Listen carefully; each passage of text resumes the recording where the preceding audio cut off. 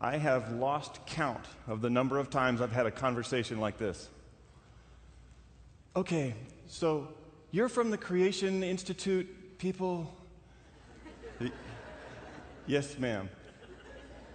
Okay, my son Johnny is 6 years old and he loves dinosaurs. And I want to get him a book, I want to get him resources, videos that he can use and learn things, but every book I have says dinosaurs evolved from some kind of other reptile. And I don't think that's right. I want him to love God's creation. I want him to see God's wonders, but I don't think that creatures changing from one kind into another is in the Bible. I don't think that's right. I don't know what to do with dinosaurs. I don't know what to do with Johnny. I want to help him, but I don't know how. The books that I supply him and I read to him, and I'm learning all these dinosaur names, Diplodocus, and I just listen, and I listen, and I say, I know. The solution is to buy our books, And we do have a new one coming out in just next month, a new Guide to Dinosaurs book. I hope she's listening. She can get it for Johnny. But I've had this conversation over and over, and I read Johnny the book, and it says this dinosaur evolved from a non-dinosaur reptile over millions of years. And I look at my Bible, and it doesn't have the millions of years in it. What do I do with dinosaurs? What do I share with Johnny? How do I raise my kids? And I can identify with her confusion, because I'm confused too, but I found these clues. I found these clues that I want to share with you. And I think that all Christians, any Christians, all of us should be able to fit dinosaurs into the big picture, should be able to understand dinosaurs and fossils and rock layers from the perspective of God's history in the Bible. And I think that if we were just exposed to these 5 clues, we can figure it out. We can figure the rest out ourselves. So I'd like to share with you the 5 clues that have really helped me out to be able to answer this question of dinosaurs. Are you pumped up and ready for the 5 clues? Yes. 5 dinosaur clues. Clue number 1 is clever design. Clever design. I was speaking about dinosaurs in Chicago a number of years ago, and I talked about, I basically gave A to Z about the basics of dinosaurs, and amen, it was over, and this guy comes right up the front center, and he had a furrowed look, and he marches right up to me, and said, I agree with everything you said. I mean, not everything, but I'm a Christian too, and I have a master's degree too, and what I disagree with is you said that dinosaurs were alive when man was alive. And that's a big deal, because I've been taught that there was this age of reptiles that existed millions of years before man ever existed, and that's all according to an evolutionary perspective on history, which I have rejected because of these 5 clues. Anyway, and he said, I don't believe that dinosaurs, you said God created dinosaurs. I don't believe that either. I said, so where did dinosaurs come from, sir? And he said, I think Satan created dinosaurs. No joke. Maybe you're out here, and maybe I've got you're wrong if you believe Satan created dinosaurs. It's not. I don't think he can do that. I think God can. And I said, sir, what makes you so sure that Satan created dinosaurs? I mean, what led you to that conclusion? And he said, well, dinosaur bodies were all misshapen. Their parts didn't fit right. They didn't fit together well, and they just looked like a mess. And I'm thinking, I looked at a lot of dinosaurs, and I don't see a lot of messes, but where did you hear about that? And he said, well, I read it on an internet article.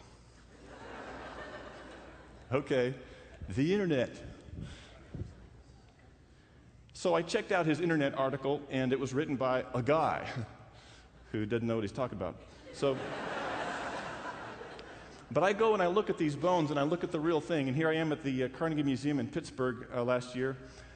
Went back there again, and I love the sauropod dinosaurs. And I'd like to ask you to say some of these dinosaur names today, starting with sauropod. And these are the ones with the long neck, long tail, 4 legs, and just incredible design packed into these sauropod dinosaurs to make them able to live, move, and eat, and do all the things that they did before they went extinct.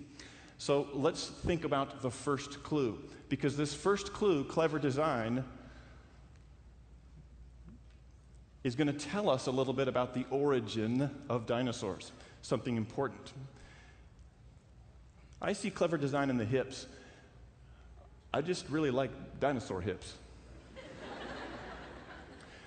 I've got this little laser pointer. Let's see if it works. Can you see this hip bone here? Someone say yes, because I can't see your head nods because I'm looking this way. Okay, this hip bone has an arch in it, and look, this femur, this is your leg bone, the thigh bone. This fits into another arch, and I can imagine the sinews connected to this arch.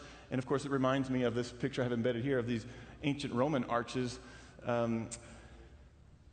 constructed so well, constructed so cleverly that they still stand today, a couple thousand years after they were built. Wow.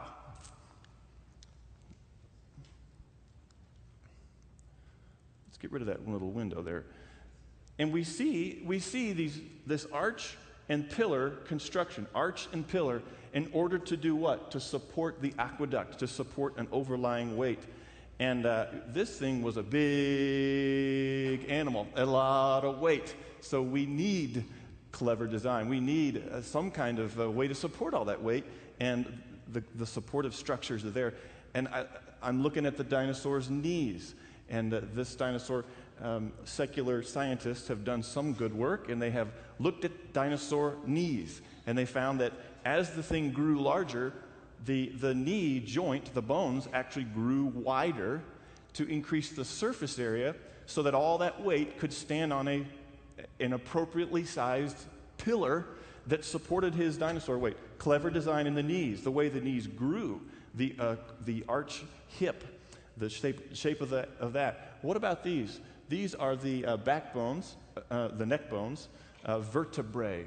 And what I see in these vertebrae is very different from other dinosaur vertebrae because these have raised ridges and hollow spaces. Some of these sauropod dinosaurs even have hollow spaces inside the bone.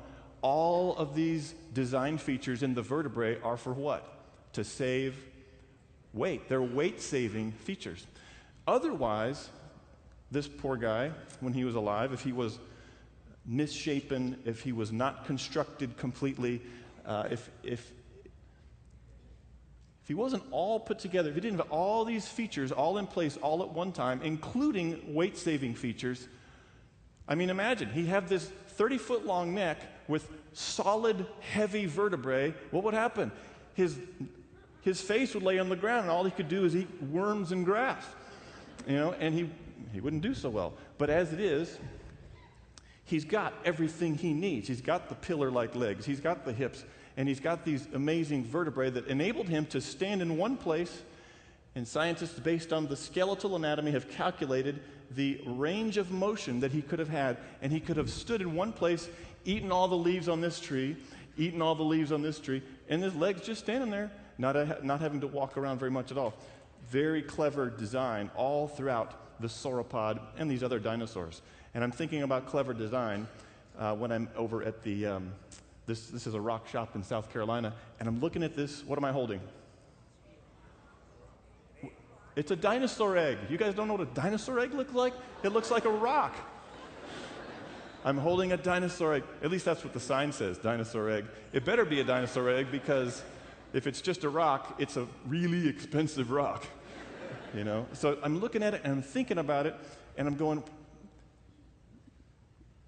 We have some amazing technology. We put a man on the moon. That's clever design. You have to have so many pieces working just right. But as clever as that is, here's a great design test. I want you to design this. Design a machine that fits in your hand, and you could put anything you want in this machine. You could put peanut butter, silly putty, egg yolk, whatever you want to put, but it has to turn itself into a dinosaur, and then it has to hatch out, grow, and it has to be able to make new machines that turn themselves into dinosaurs. That's clever design. That's incredible design. And that's far beyond man's capacity to even hope to be able to do. You can see the bits of eggshell on there, on that one. And he grows into this adult hadrosaur. That's our first dinosaur name. Say it.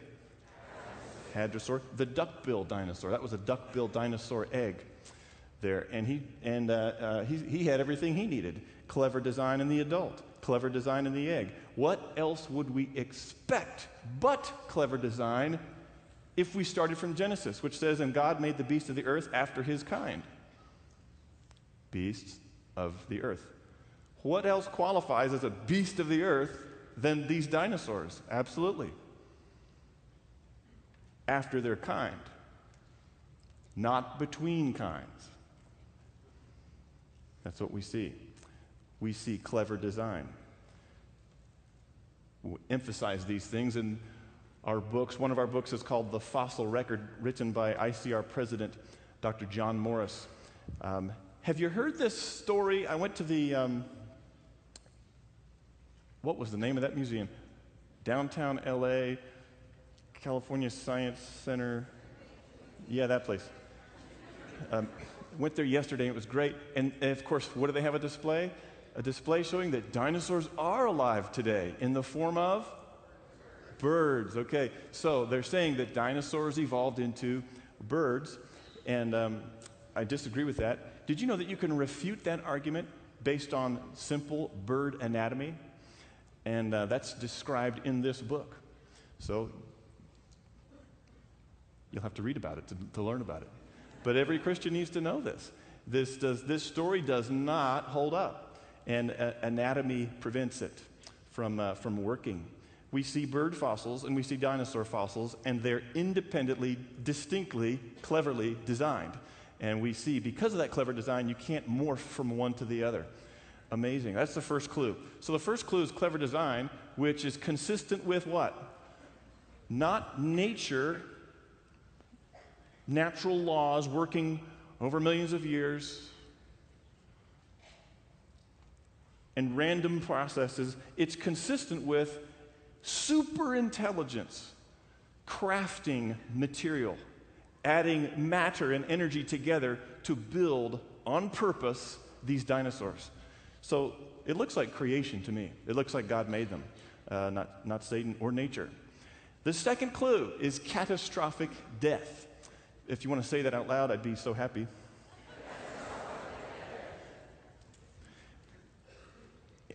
This is the sad one. Did you bring your hanky to mop your tears? I'm sorry, you came here to learn fun things, no? Catastrophic death. We got to get all serious now, because that's what the clue is. I mean, wherever you find dinosaur fossils, it looks like a catastrophe and a death. I mean, what is a fossil? It's the remains of a once living thing. It's dead. Like this Camarasaurus. Say that, Camarasaurus. Looking at this sauropod, and I'm thinking to myself, how did he get locked in rock? Obviously, mud must have come over. Mud must have overwhelmed this strong creature and covered him, and then the mud must have dried quickly and turned into sedimentary rock. By the way, look at that hip. Isn't that great? I love that hip.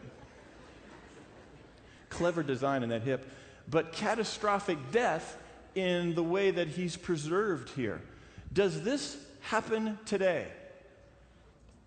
Do we have cows in the field, that become locked in rock?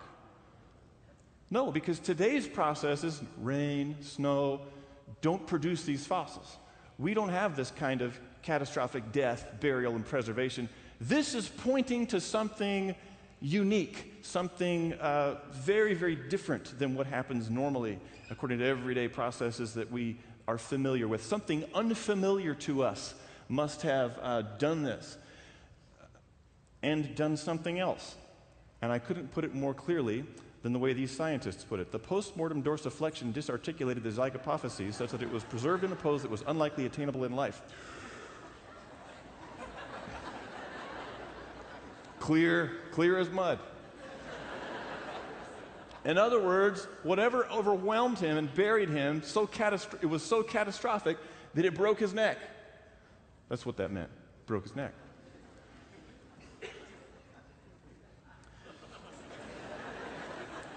Catastrophic death. We see it in all these fossils, including the fossil, say this, Compsognathus.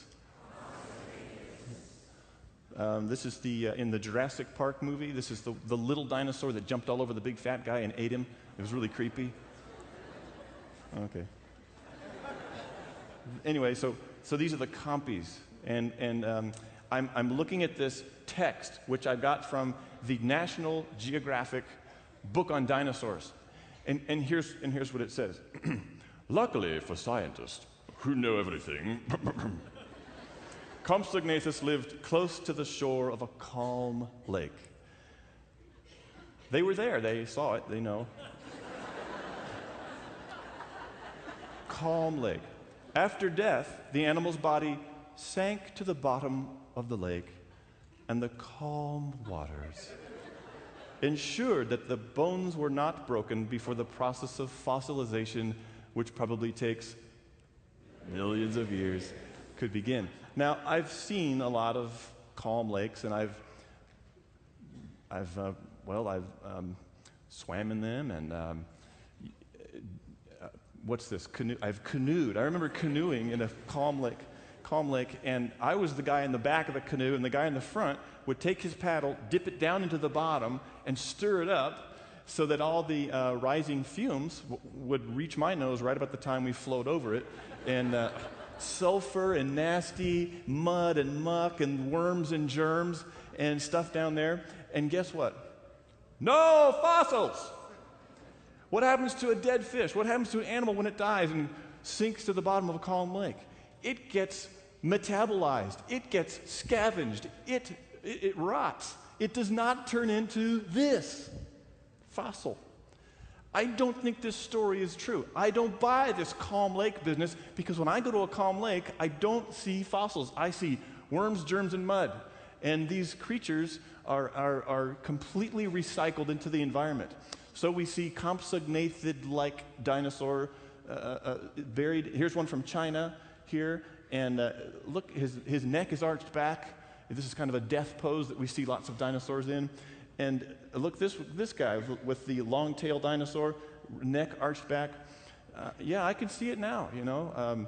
The calm waters took his head and wrenched it back to his rear end. That's what the calm waters. What's with the calm waters?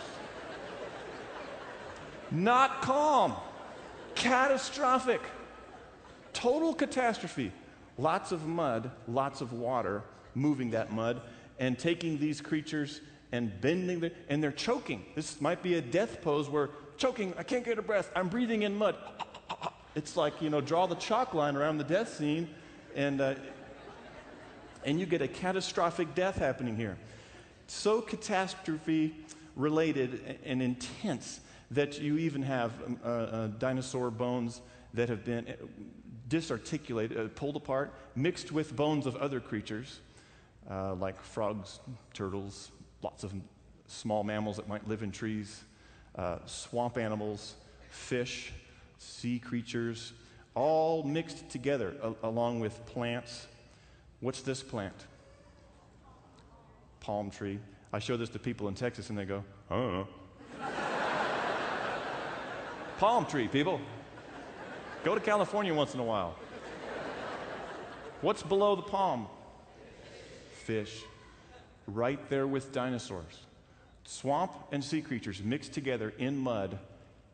Total catastrophe. Some kind of catastrophe takes swamp creatures and mixes them with sea creatures.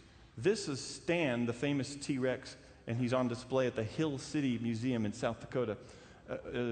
It's in Hill City. I don't remember the name of the museum. Okay. This guy is from there, and he's giving me a thumbs up. So, okay, by the way, this is what you look like when you give your camera to someone and say, please take my picture, and they don't count down. But I'm here, and this is Stan, and Stan is in a pose, and he's going to give me a catastrophic death in just one bite. Big T-Rex. Incredible. And so I'm thinking about this guy. I'm thinking about this, T-Rex, and he's 7 tons. And I read the literature because I'm a science writer, and so I want to know what the secular scientists are saying about how these fossils formed. How do you get a 7-ton creature who can pretty much walk anywhere? He's like a walking tank, can go wherever he wants. How do you get him into a fossil? This is not happening today with elephants or any large creatures. It's just even big creatures, even whales in the bottom of the sea get recycled within just a few months or years if it's cold water. But I'm thinking about this T-Rex, and I'm reading the literature, and it says he probably died of natural causes, and then a local rise in the stream bed overflowed its banks. And that's what the placard says here about Stan, the T-Rex. The stream bed overflowed its banks and preserved the T-Rex that turned it into a fossil. The stream bed overflowed its banks.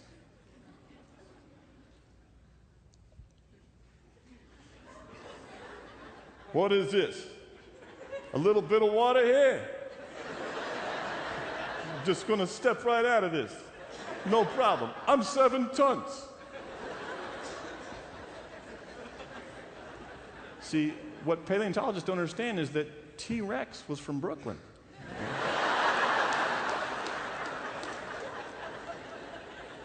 I don't buy the stream bed story. He's 7 tons. He can walk right out of it. Whatever overwhelmed him and buried him in mud must have been moving faster than he could walk. It must have been coming in with greater force than his legs could generate. Catastrophic death is what I see here. I see sea creatures mixed with land creatures. This is a fossil that we have displayed at ICR on the walls in our offices. And the dinosaur's name is, say this, Sinosauropteryx. Mixed there with, died at the same time with a sturgeon fish. Looks just like today's sturgeon fish. Here's the thing that I noticed about this. He had legs and walked on land. He had fins and didn't walk on land. They did not live together, but they died together. So something was so catastrophic that it took sea creatures, lake creatures, swamp creatures, and mixed them together and laid them out in these massive mud deposits that quickly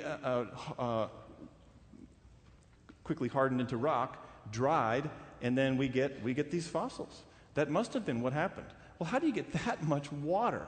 How do you get that much mud? Because these continents, these fossils are found on every continent. Every continent has dinosaur fossils and other fossils of dead creatures. I mean, it's worldwide, this dead creature, this fossil phenomena. This catastrophic death is under our feet almost everywhere we go, on every continent. Even Antarctica has dinosaur fossils. But what else would we expect if we started with Genesis and read in Genesis chapter 7, and the waters prevailed exceedingly on the earth? Oh, there's the water that we need, okay? And all the high hills under the whole heaven were covered. By the way, does that mean that the Himalayas were covered with floodwaters? No. The Himalayas were made at the flood, by the flood. when the continents were jamming into one another during the flood and shortly thereafter. These are the high hills that existed in the pre-flood world. Those high hills were completely covered. How do we know for sure?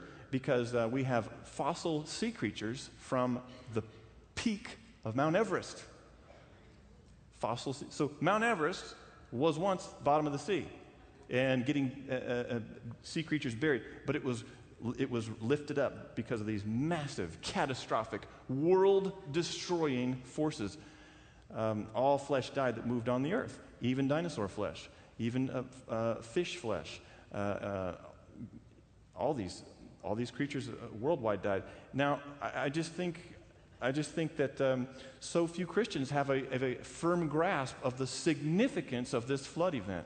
So we've got this book by Dr. John Morris, our president, again, called The Global Flood. And in it, he distills a lifetime of research into the flood. And I think it's very approachable. Every Christian can understand what you really need to know about the flood and how it affected the world we live in. And it's so wonderful, isn't it, to be able to put the pieces together and realize, oh, that explains the flood, explains the fossils. It's just great. And many other discoveries like that you'll find in this book, The Global Flood. What's our next clue? This one's clashes with dragons. Clashes with dragons, the third clue. Our first clue was clever design, and to discover clever design, we looked at fossils. The second clue was catastrophic death, where again we were looking at fossils. But this time we're going to turn from fossils and we're going to look at history. History. We're not allowed to do this, according to this placard. Remember Stan, who was going to eat me? Stan's placard says this: no one has ever seen a living dinosaur. Pulpit pound on that one. By the way, is that a scientific statement? Correct, it's not. Because in order for a scientist to verify that, he would have to he'd have to interview everyone who's ever lived. Have you seen a living dinosaur? Now, that's what you'd have to do to scientifically verify that statement. It's not a scientific statement at all. It's an assertion about history that's meant to maybe direct us away from even thinking about history. What we know of them comes from their fossil remains. Only look at the fossils. Only look at the fossils. I feel like someone's there with one of these pendulums and is trying to brainwash me. Only look at the fossils. What about history? What about history? What about the ancient Chinese calendar? And we've got the year of the tiger, the year of the chicken, the rooster, thank you. The year of these other animals. And then we've got the year of the dragon. And so my question is, why would the ancient Chinese have built this calendar with all these known creatures, actual animals that are still alive today, and then they'd throw in a mythical creature just to confuse people? Maybe they were actually looking, back when they made this calendar, at an actual, like large reptile. Maybe it was a dragon. Maybe dragons were dinosaurs that lived with people after the flood. Which means that dinosaurs would have been taken onto the ark and then survived for some time after the flood. Survived and then called dragons, or in Chinese, the word is long. That's their name for that creature. It's probably extinct in China. But we have this from Mesopotamia also. We have all these amazing artifacts. And so here's my contention. If we look at history, let's examine the artifacts, let's examine the writings from history to determine if we can get valuable information from it. Instead of just doing what the sign says over Stan and say, Don't look at history, only look at the fossils. No, let's weigh the evidence from history and see if it tells us something valuable. And so we get this. This is a cylinder seal, and it's a beautiful carving there. And you take the cylinder and you roll it over clay, and then you bake the clay, and you get this cool design showing a creature with long neck, long tail, and these necks are even intertwined. Now, there's something, there's an anatomy feature that we have to focus on now, because it's going to help us to discern if we're looking at a dinosaur or not. What's the main anatomical difference between dinosaur reptiles and more modern, familiar reptiles? Right, it's the legs. It's the legs of dinosaurs that were coming straight down. So in lizards and crocodiles, the legs go out and then down. Legs go out and then down. So today you watch a lizard walk and it waddles, you know. Legs go out and down. Don't try that lizard walk at home. You might break something. But in dinosaurs, legs go straight down. Even the sauropods, legs go straight down from the body. And I'm looking at this and I'm seeing legs going straight down there.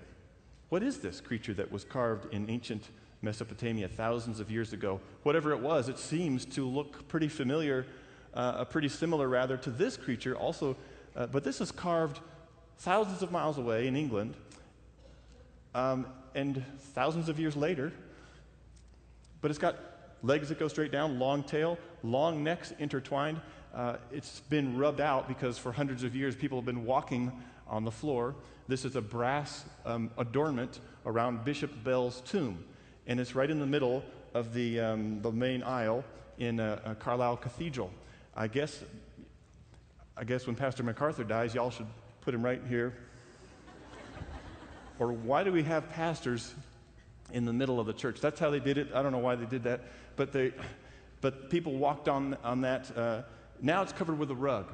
But you can ask nicely, and they'll maybe lift that rug and show you this. What else is on this brass fillet? Pheasants, eels, normal creatures, not fantasy creatures. So it looks like they were looking at some kind of creature with legs that go straight down, long tail, long necks that were intertwining, and that looks similar to this ancient Egyptian artifact, the Narmer palette, where we have these necks that intertwine, long necks. And this is Pharaoh's commemoration. He's saying, I'm the biggest, baddest dude around, and I can capture the biggest, baddest animals. And he's got them captured here.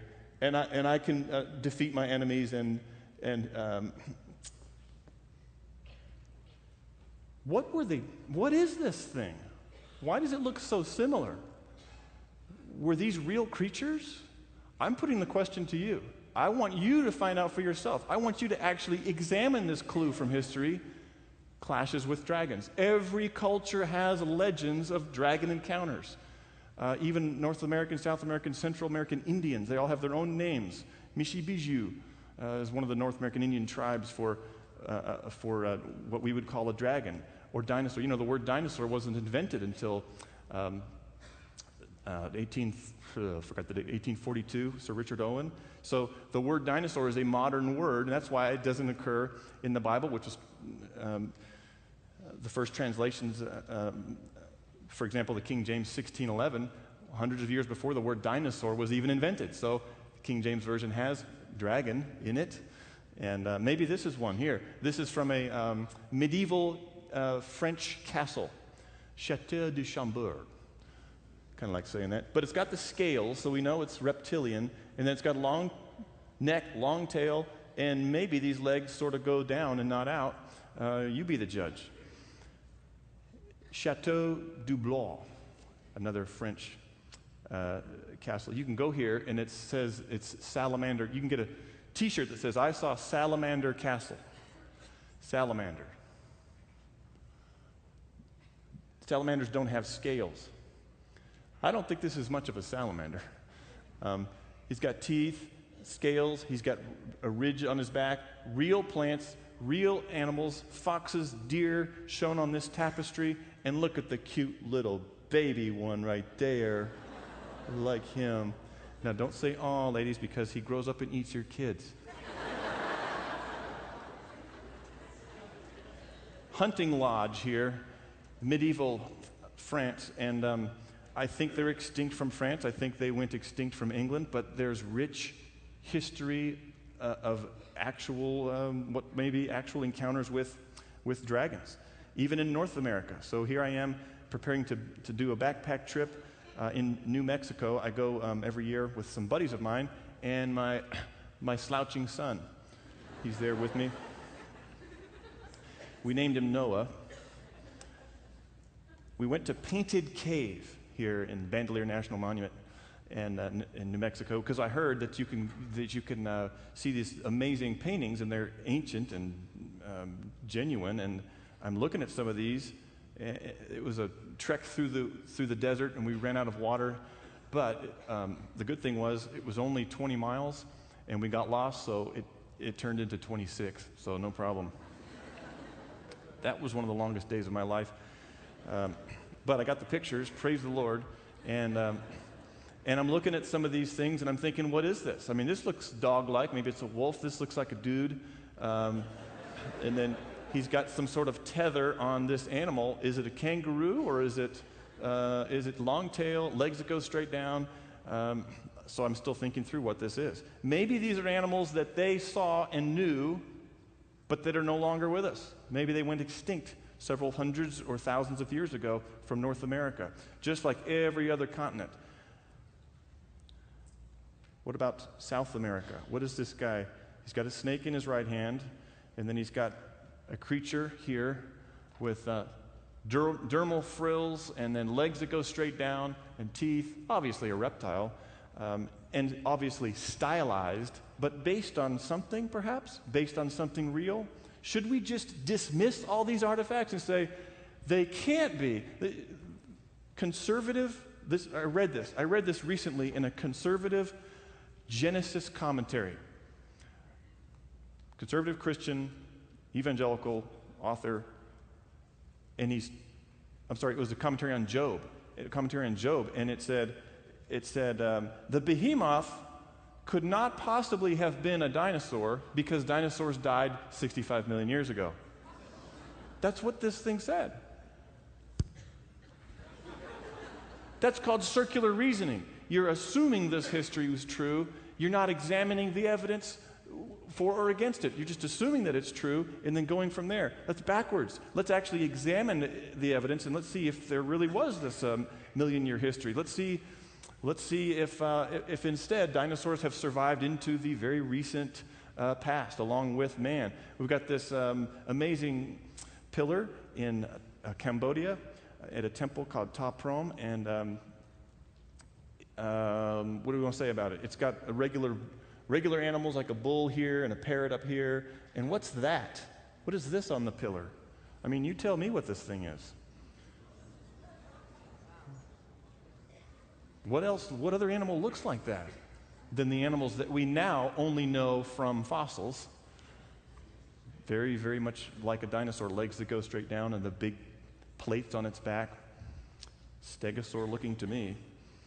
So clashes with dragons leads us to this conclusion that people and dinosaurs may have lived together and may have lived together after the flood. So that dinosaurs went onto the ark, their descendants came off the ark, and then spread across the earth. Dinosaurs living in swampy pockets around the globe. And then when people finally got dispersed from the Tower of Babel, they migrated to where these dinosaurs were and encountered them. And you know, this is not fun, because when little Johnny's playing in the backyard and gets eaten by a T-Rex, you want to do something about it. So you get all the, your buddies together, you get your spears, you get your clubs, you get your axes, and you get your AK-47, and you say, guys, let's take care of this because I'm tired of Johnny getting eaten. And let's clash with this dragon, and let's kill the dragon and get the girl.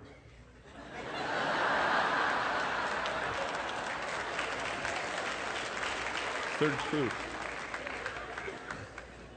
What else would we expect from reading Job? Look now at the behemoth, which I made along with you on day 6, creation week. See now, his strength is in his hips. Love those dino hips. Yes. But here's the kicker. He moves his tail like a cedar. And, and the Bible note says possibly a hippopotamus. So I went to the zoo and I checked out the hippo tail, the little flat thing. And I'm looking at that flap and I'm going, okay, cedar tree, dung dispersal device. There's nothing about this flap that reminds me of any kind of tree, let alone a big cedar tree. But when I think of the sauropod dinosaur and its long tail that anatomy shows now was held erect and held out, just like its neck. And so he could have walked and held that tail up because of its lightweight construction. And he moves his tail like he's just swinging a big old tree. And I'm thinking, sauropod dinosaur fits right there in the Bible. Amazing. Well, if you want to know more about these legends and lore of dragon encounters, we do have a book available called Dragons for you here today. Ready for the next clue? I got 2 clues left. I got 5 clues. The first was clever design, catastrophic, clashes with. Now, dragons, and I don't mean Jane and the Dragon, I don't mean Barney, I mean actual legends where they have descriptions of, hey, we went there and we encountered a dragon, like Marco Polo said. We went here and we encountered a dragon, like Alexander the Great wrote in his annals and said. We have historical evidence of clashes with dragons that may have been actually dinosaurs living in the relatively recent past. Now we get some more sciencey clues, and let's get back into the fossils for our last 2 clues. This one is called collagen decay. Have you heard of collagen? Collagen? Okay, only 4 of you. Wow. It's going to be a long night, No break today. We're going to talk about collagen. Collagen is a protein, and it's a structural protein, so it's part of what makes up a vertebrate, like you and dinosaurs. And so it's in your skin, it's in your connective tissue, it's in your bones. It's like the steel reinforcement in concrete, in bones. So collagen is the steel reinforcement, the strands, and in your bone, and it provides flexibility, resilience. And this collagen molecule looks like this. And this is a model that shows the position of every atom in collagen. Notice that it's a triple helix protein because that's strong. From Ecclesiastes, a cord of 3 strands is not easily broken. And so it's a tough, ropey, stringy protein that's embedded in bone, including dinosaur bone. And this, even though it's encased in mineral called bioapatite, which vertebrates manufacture when they build bone, it's encased in this rock-like mineral in your bone. It still falls apart, and it is subject to chemical decay. Even if bacteria can't get to it, it still falls apart. And scientists have measured the decay rate to the degree that we can say with confidence, based on repeated lab experiments, that collagen cannot last any longer than 900,000 years, assuming reasonable Earth surface temperatures. Collagen decays faster if you warm up the place, because increased temperature increases the number of times that chemicals bounce into one another, and that increases the reaction rate. And it makes collagen turn into amino acids and smaller molecules like carbon dioxide that much faster. So unless the whole globe was dunked in liquid nitrogen for millions of years, it's going to be really hard to get this collagen protein to last any longer than 900,000 years. So, you see where I'm going with this? Are you tracking with me so far? Why would we look for collagen in dinosaur bones? It's not going to be there because the dinosaur bones are millions of years old, and there's no way that collagen could possibly be in those dinosaur bones because collagen cannot last even 1 million years. And yet, scientists have been looking at it and finding collagen in dinosaur bones. It's amazing. Just to illustrate here, this is parchment, one of the Dead Sea Scrolls, and parchment is made of sheepskin. Skin is 90-something% collagen, at least when it's processed into parchment. And what's happening to the collagen? It's 2,000 years old. It could last a long time, but the edges of it are darkening with chemical reactions and fraying, and it's turning into dust. Same thing happens with bone collagen, but bone collagen may last a little longer because it's not as exposed. But collagen falls apart, and yet, look at this. In a T-Rex leg bone, scientists found this. Stretchy material, blood vessels with small, curious little red circles in them that the scientists called red blood cell-like elements. This is incredible. When I first saw this, my jaw dropped because I was told when I was a kid, repeatedly, I was told fossils form in the shape of the original, but there's no original material left. None of the chemistry is there anymore. It's long gone because way too much time has elapsed. Well, that's an assumption. So instead of using circular reasoning and assuming the conclusion before we get to it, let's re-examine this and realize, look, there's skin cell, epithelial tissue, we've got blood vessels, cells, whole cells. The scientific community reacted and said, you're not finding, that's got to be a contamination. You must have dropped your lunch into the sample or something. And I've heard that as an explanation. So the work was repeated on a different dinosaur. This is a hadrosaur, say that? Hadrosaur femur. And it wasn't this particular one, this is just a model. But inside of the other hadrosaur femur, they did find this. And this was taken from the Hell Creek Formation in Montana. Look at this, these blood vessels with red blood cell-like elements in the blood vessels. And whole cells, and they found these osteocytes, these bone cells there, and detected proteins in them, specific proteins. And I've been showing this picture for 4 years because it was published in a journal called PLOS One, and it's a mosasaur, which is not a dinosaur, but it's a marine reptile. I think it's extinct. I hope it's extinct because I don't want to go swimming with this guy. But they found a dark patch here and a dark patch here, and they examined it, and this is what they said. The traces of red color may represent residues of visceral organs. They found that these two red patches are situated in the chest cavity, right where the heart and the liver would be in a dolphin, another streamlined creature. So what an incredible, for me, I've been teaching this for so long, what an incredible day it was yesterday when I was at the museum and this very fossil was on display. And I said, this is it, guys, this is it. Look, the red patch is still there. And I got photos of me going, red patch. Here in LA, wow, I got to see the fossil I've been discussing for all this time.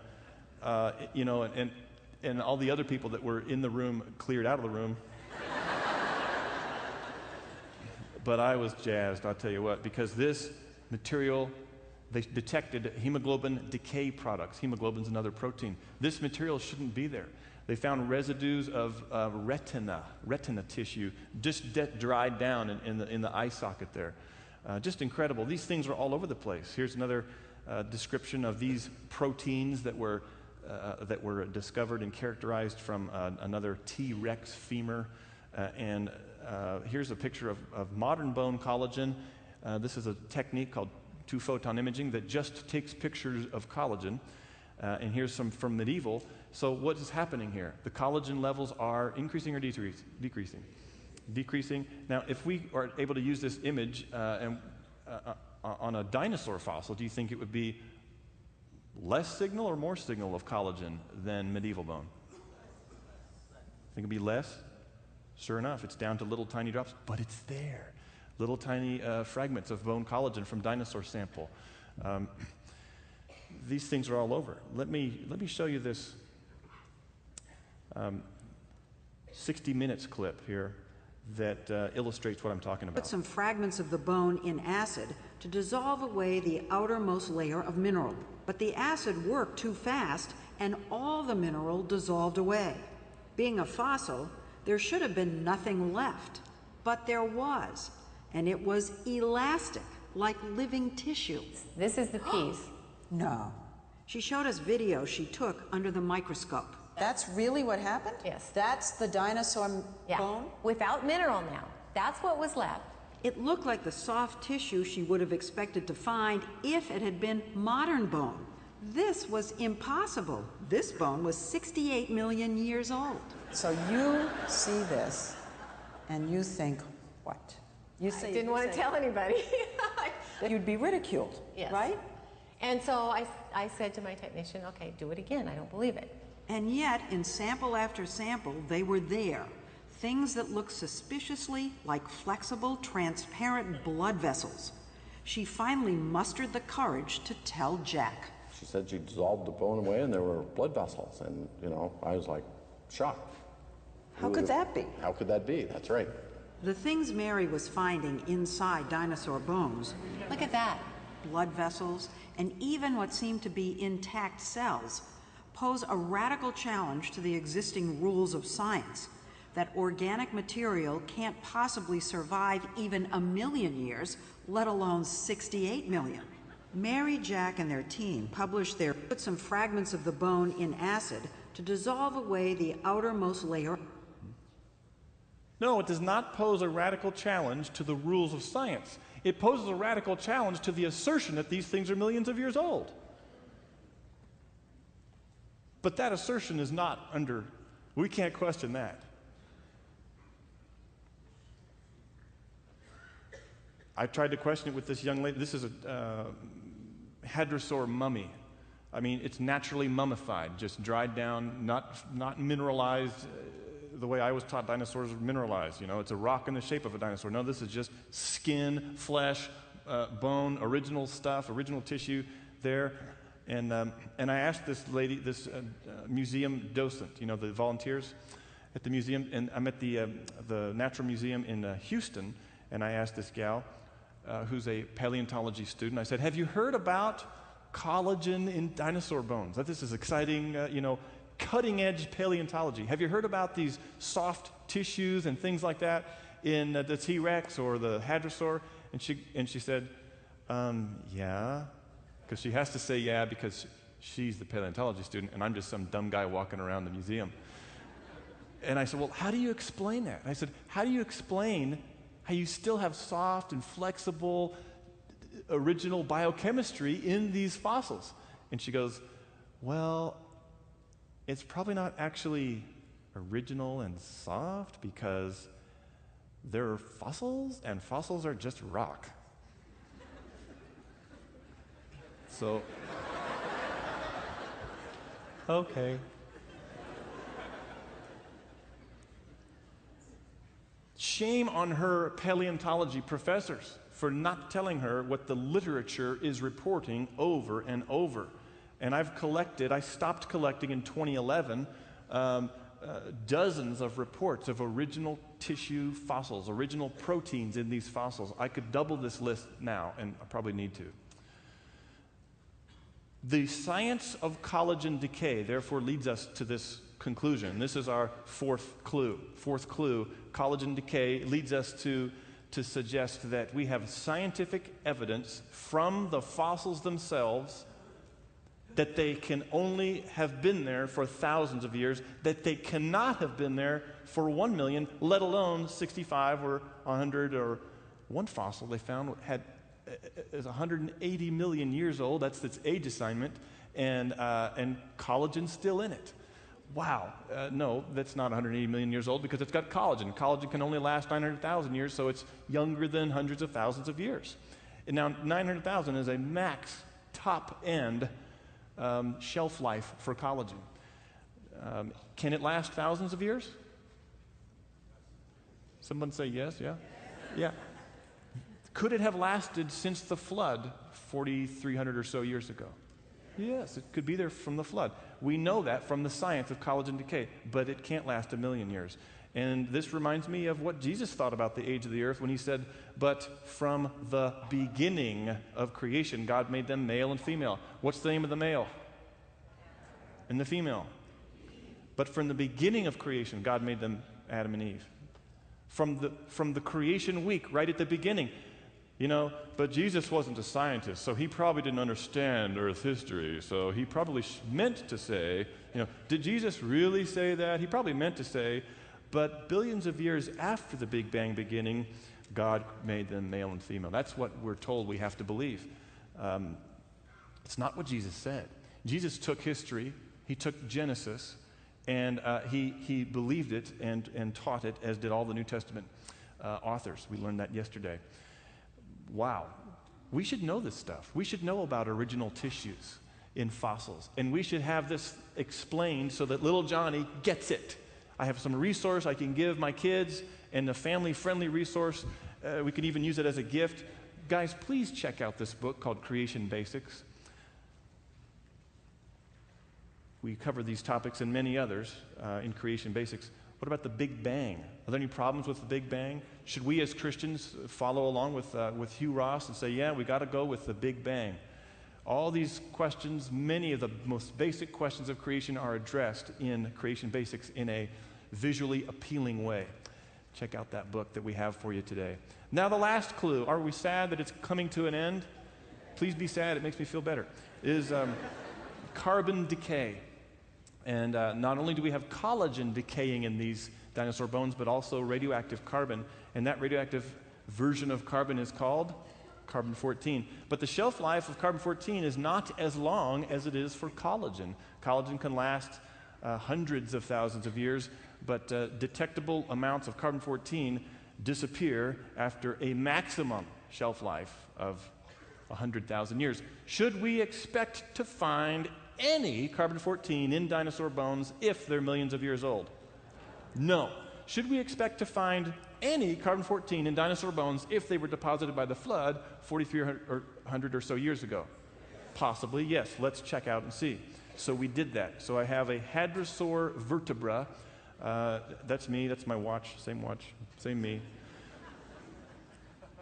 And we sent off samples of this from the exterior of the bone, also some from the interior trabecular bone, which you could still see has little tiny pores in it.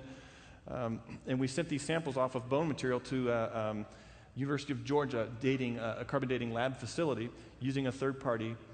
And obviously I have good news to report, otherwise I wouldn't be telling you this fifth clue.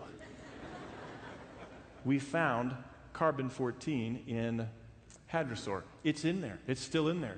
It should be totally all gone if it's 1 million years old, and yet it's still got a carbon-14 in it, telling us that it's only thousands of years old. We also tested some Triceratops material with carbon dating. Triceratops. And what did we find? Plenty of measurable carbon-14 in Triceratops. We also tested a piece of this guy. So a friend of mine who knows a guy who knew his uncle, a friend of mine used to work as a volunteer at the Carnegie Museum back in the 80s. And they were transporting some pieces of this guy right here, this famous Diplodocus. And bits of it, tiny fragments fell on the floor on the way as they were transporting it. And he asked the authorities, could he keep it? And he goes, yeah, you can keep that. We'll just fill it in with glue anyways. We can't. So anyway, he's got these little bone fragments, and he sent them to me. Said, if you can carbon date these, have at it. And so I carbon dated some pieces of this fossil, and I found plenty of carbon-14 in it, which was surprising because it was dark-colored and heavy, and I thought it had been mineralized, and I didn't expect to find any measurable levels of carbon-14, but it did. And we also have some from a stegosaur. Wow, there's carbon-14 in all these fossils. We found the tail vertebrae from Psittacosaurus. Some say Psittacosaurus, but that's harder for me to say, so I say it wrong. Tail vertebrae from the Gobi Desert in China. Did we find carbon-14 in the tail vertebrae of the Psittacosaurus? Yes, otherwise I wouldn't be showing you the picture. Yes, carbon-14 in all these. It's amazing. Because each time we find carbon-14, it's like saying, here's a stamp. This is still thousands of years old. Can't be older than 100,000 years. Can't be 1 million years old. By the way, small baby Psittacosaurus fossils have been found in a fossil, for all intents and purposes, looks like a Tasmanian devil. So we have mammals eating dinosaurs there in the pre-flood world, which was a violent world that God judged. We found carbon-14 in coal, lumps of coal taken from great depths. We found carbon-14 in diamonds, showing that they look thousands and not millions of years old. Carbon-14 in all kinds of earth materials, coal, oil, natural gas, all with carbon-14 still in it. So the science of carbon decay is consistent with what Zechariah said here. This is John the Baptist's daddy. He was mute until he finally believed God, and God opened his mouth, and he gave this prophecy, and he said, "Blessed is the Lord God of Israel, for he has visited and redeemed his people, as he spoke by the mouth of his holy prophets, who have been millions of years after the world began." No, these prophets, right there at the beginning, since the world began, creation week, they were there. What's the first prophecy in Scripture? Name the book and chapter. Genesis 3. That's right. Genesis 3. First prophecy. So these prophets, right there at the beginning, foretelling the future. He will crush the enemy's head. Zechariah thought it's from the beginning.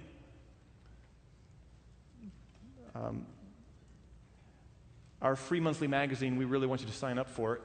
You'd find these. I write articles in this magazine, and so do our other scientists. We have like 8 scientists, and they're finding things all the time from all these different disciplines.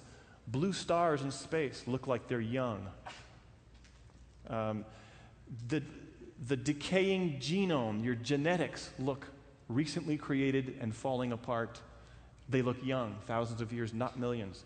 We write these articles to equip. And so every month you read it, and every month it's like another brick that's laid in your foundation of creation, and it comes in the mail for free or electronically. Here's the bottom line. Here's what I've been getting at all this time. Here's what I want to focus on and end with. If Jesus said, "I have told you earthly things and you do not believe, how will you believe if I tell you heavenly things?" What's our first clue? Clever design, and God made the beasts of the earth. That's an earthly thing. If you don't believe Genesis 1, where God says, "I made the beasts of the earth, I made, therefore they're cleverly designed," if you don't believe that part, then what's going to compel you to believe the heavenly things? For example, God is holy and sets up a standard, and if you don't meet that standard, you bring upon yourself judgment. Heavenly teaching, earthly teaching, history, heavenly, all from the same source, from the same book. What's the second clue? Catastrophic death. And God judged part of the world. No, God judged the whole world. If you don't believe that, that's a worldly thing. That's an earthly thing. God judged the whole earth. If you don't believe that, then what's to stop you from also not believing the part of the Bible that says you're a sinner? You have not met God's standard. You fall short. And that's bad news because you have to pay for that sin for eternity. What's the third clue? Clashes with dragons. And we read it in Job. "Behold now behemoth, which I made along with you." He's got this tail like a cedar.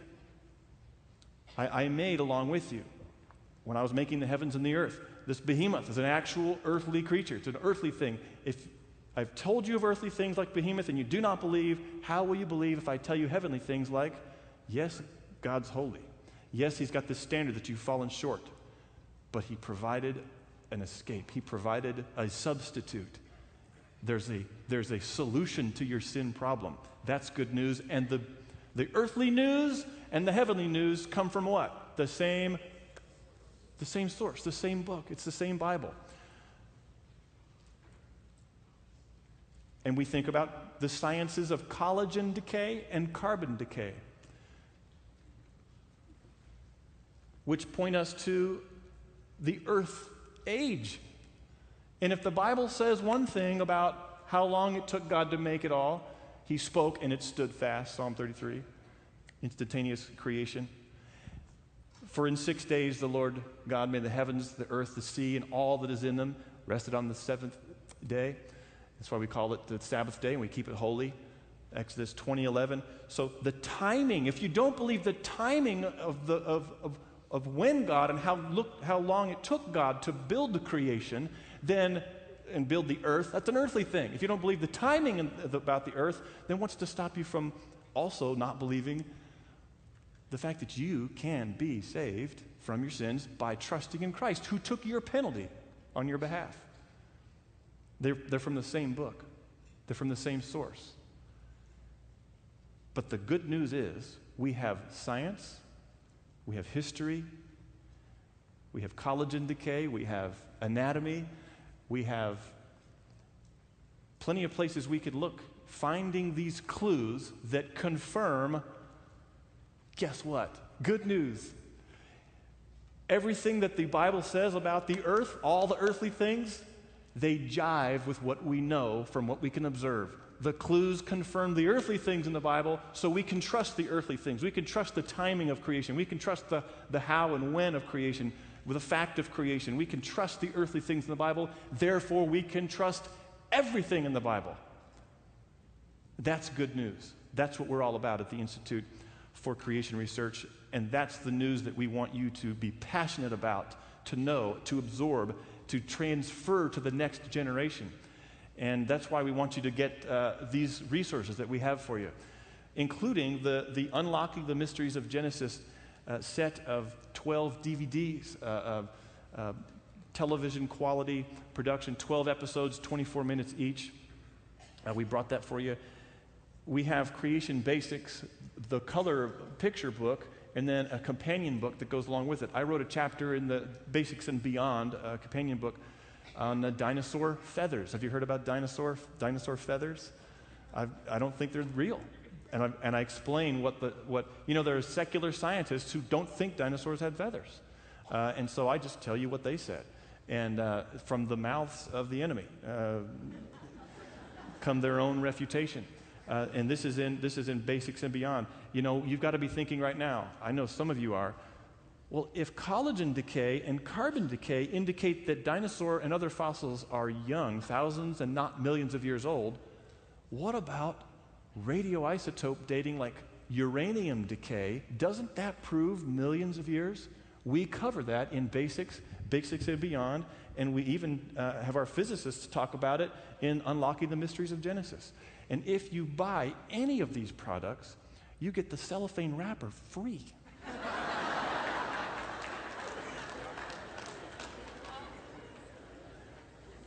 You got to make the hike and wait in the line if there is one. It's worth the wait to get these products and to have. Listening to one guy talk about something for 1 hour is like, I'm here today, I'm gone tomorrow. But if you have the book, if you have the DVD, you can go back to it and let it sink in and let it equip you. Because one thing is for sure, science confirms Scripture, and therefore we can believe it. Thank you.